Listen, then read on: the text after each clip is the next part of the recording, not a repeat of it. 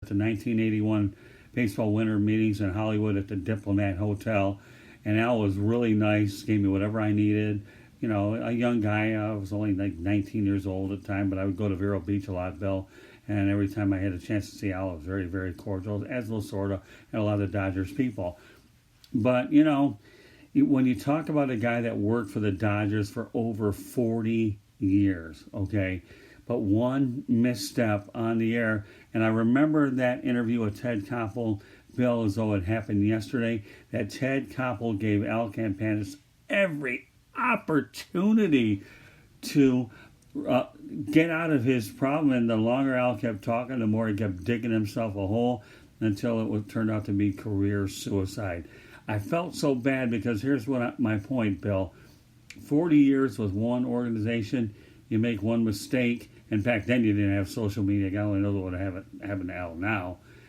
And then all of a sudden it was over. And that's where the cherry thing brought back memories of Al Campanis to me, because Ted Koppel did everything in his power, and Ted was a great journalist, did an awesome job for Nightline, you know what I mean? And then all of a sudden it was over, like Campanis, so was Cherry, and the irony is their last names end with a C, and after 40 years. So do you remember much about the Al Campanis racist thing, about blacks not being able to do specific things? I don't want to get into a detailed thing about it. Vaguely, but this is the type of thing that we're talking about over time. These types of things seem to become more and more and more prevalent. I think because we focus on it more and more, and I think right now we're overreacting to a degree by ruining people's careers and not looking at, hey, this guy was doing this for 40 years. Right. We know what we had with him. Yeah, he slipped up and said something that was off base or off thing. He was having a bad day, but that doesn't seem to weigh over the years of the body of work. And I think that's where the injustice comes in. But it's the world we live in. So hopefully after a while, people will start to say, hey, look, enough of this already. Okay? It's getting a little bad out there, I think. I think so too. All right, there was another NFL note, and while we have a few minutes, we're doing well on time tonight, Bill, that the NFL and the NFLPA are starting to come close to a collective bargaining agreement that would increase the schedule to 17 games instead of 16. You've been saying that all along that was the right number. But I think this odd game would be with the intent that every team has to play one game internationally, which I think is great. It means, I call it, Bill, the Green Bay Packers rule, because you're never going to give the Packers to give up a home game, and I wouldn't even be surprised if the Jacksonville Jaguars see if they can get another road game, but that would actually have 8 legitimate games. We've been talking about this for a long time, Bill, okay? Do you think 17 is the right amount of games with one less preseason? One less preseason, one international game, one more regular season game, and that's it. They are pushing it. That is one long season for an NFL player. Right. Okay, and traveling to London, going overseas, maybe Mexico City, who knows where they're going to, they may go somewhere else as well, right. And having each team do it. That's like adding an extra week, okay, because it takes a couple of days to recover from a trip like that. All right, and it's something you have to plan around as a coach, and I think that the NFL is, squeezing that turnip, trying to get as much blood out of it as they can. Can you imagine how many cheeseheads there are in London? Gosh. It's a game that's now going to start competing a little bit with soccer. Okay, and then we also have spring football coming in with the XFL. Yeah. Interesting that the Arena League is kind of drying up a little bit. Right. I just think that the world's changed a little bit as far as the international exposure as well.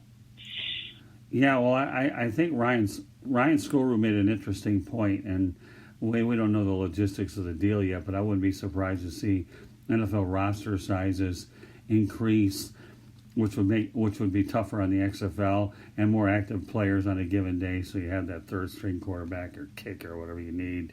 I'm sure the roster sizes will bear out, and that there had to be a lot of intricacies with this deal that makes it doable. But I'm actually glad that the NFLPA got this done way ahead of time, and that these two parties worked themselves out much quicker without it seeing any, because you're not going to get any sympathy from the public about guys that are making a lot of money, owners and players making the money. But I think 17, you're right, does cap out pretty well, Bill. I really do. Well, that's one aspect of something they can agree on. Well, what are the owners giving up? Because that makes them a lot more money. So how much of the pie are the players getting as far as future contracts? Okay, the NFL is nowhere near Major League Baseball or hockey for that matter, or Major League Baseball.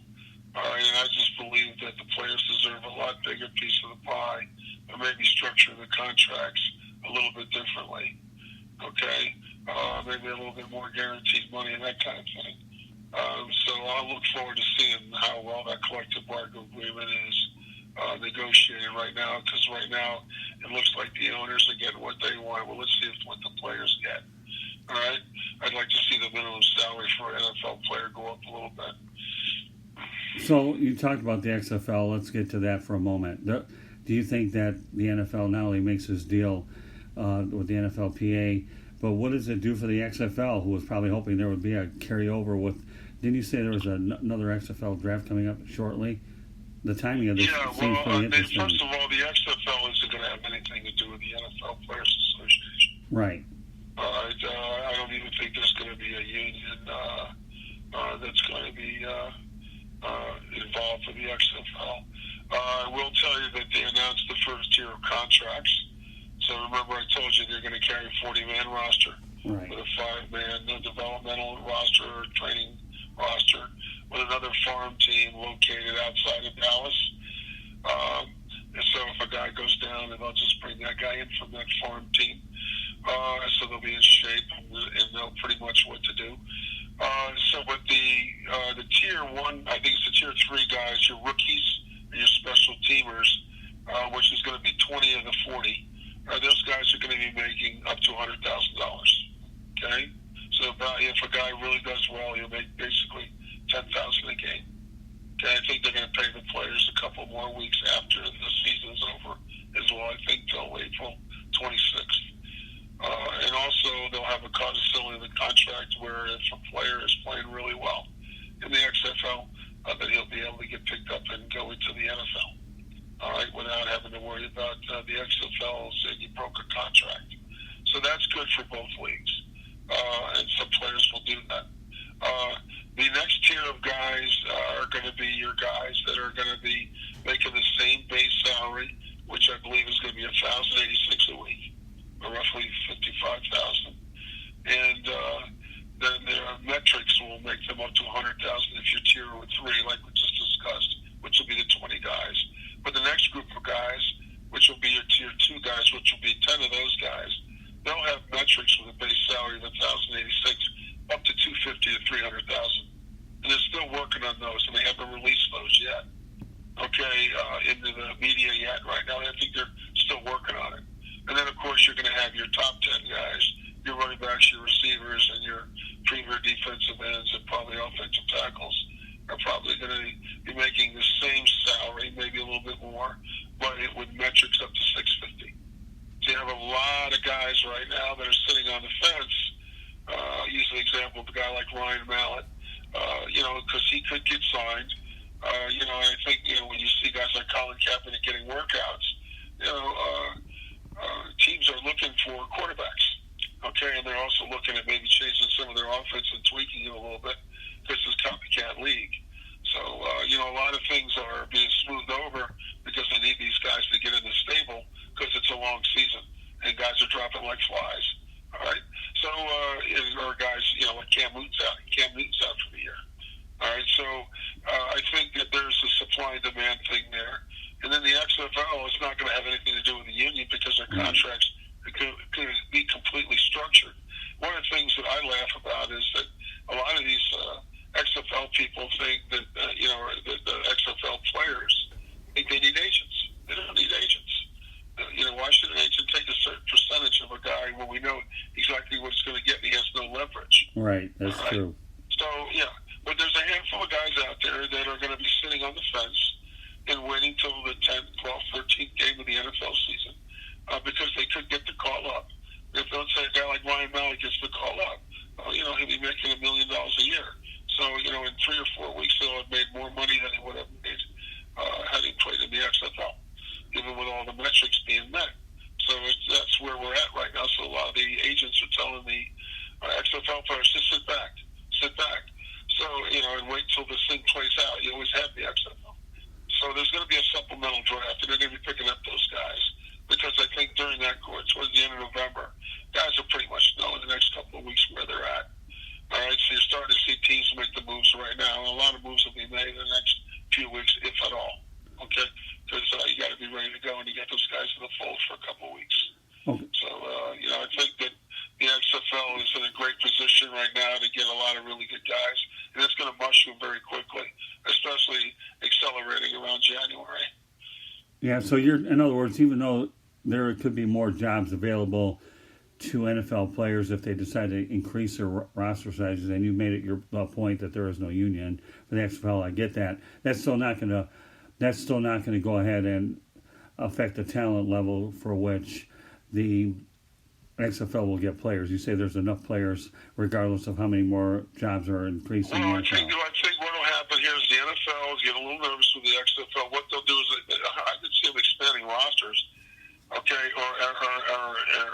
or making some legislation real quick to sign players that are out there that are on the fence that could possibly go into the XFL. They would love to play in the NFL umbrella right now, but there's no spots open for them because they'd love to get that increase in pay. Okay, and so even a guy who maybe plays, let's say he's a rookie, all right, he's been bouncing around the NFL as a developmental player for 2 years, and he's been on 3 or 4 teams. When you get activated, you get 3 game checks at $25,000 each. All right, so that player in one activation, even though he's been sitting around a developmental roster, earning $7,000 a week, will make $75,000. Well, that's more than playing 10 games in 3 weeks than you would have had you been a tier 3 player in the XFL. Okay. So that's why a lot of these guys are going to sit and wait till the 8th, 12th, 10th, game of the season. All right, that's why the supplemental draft will be very important. And then I really believe that they're going to allow some of the teams after the supplemental draft, because then they'll make a decision on those guys. They'll know what they have. Oh, this guy's going in the NFL. He's not going to sign with us. This guy decided to go ahead and sign with us because he's taking the money because he doesn't think he's going to get picked up. All right, so there you go there. And then you're probably going to have an open season where you're going to be able to bring players in after the supplemental draft. Okay? And I'm looking forward to that challenge because I have a list of some guys right now that I'm really looking forward to put in front of some of the coaches. Okay, well, on that note, Bill, just to let our listeners know, tomorrow night you get to predict the full NFL schedule. Be interested to see what you come up with for sure, partner. So, meanwhile, great work tonight, Bill. Definitely great work. I know we covered a lot of ground. And the one thing I definitely wanted a lot more input in, and we were able to accomplish that tonight, was a Don Cherry firing. I don't care if you're in the United States, Canada.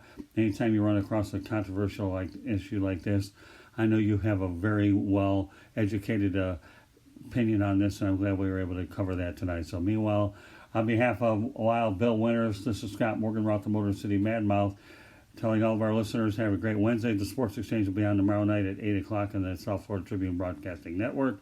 If you go ahead and Bill Winters, one more time with the YouTube channel before I talk about the website. How can people access Bill Winters?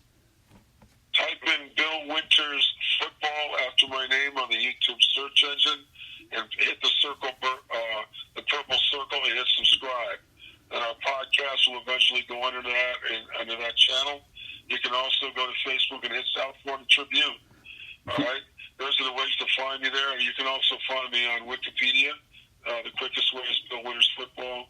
You can also find me on the YouTube channel. All right? And we'll look forward to and on Facebook. Yeah. So and what I'm trying to do is get these pictures to kind of correlate a little bit with some of the topics we're talking about. Well, you'll be fine, but the best part about this whole thing is the fact that you come on the show 3 times a week, a show on the network, is even better. I want to make sure that you get out there as often as possible. The fact that you're gracious of your time to do so makes it great all the way around. So meanwhile, Bill, I hope you feel better from your root canal. I had to go to the dentist today too, buddy. And make sure your jaw is as active as mine. And again, nobody's as active as mine, but close enough anyway. So we'll do it again tomorrow night. I'm fine, doing great. All right. Have a good night, Wild Bill, and we will do it again tomorrow on the South.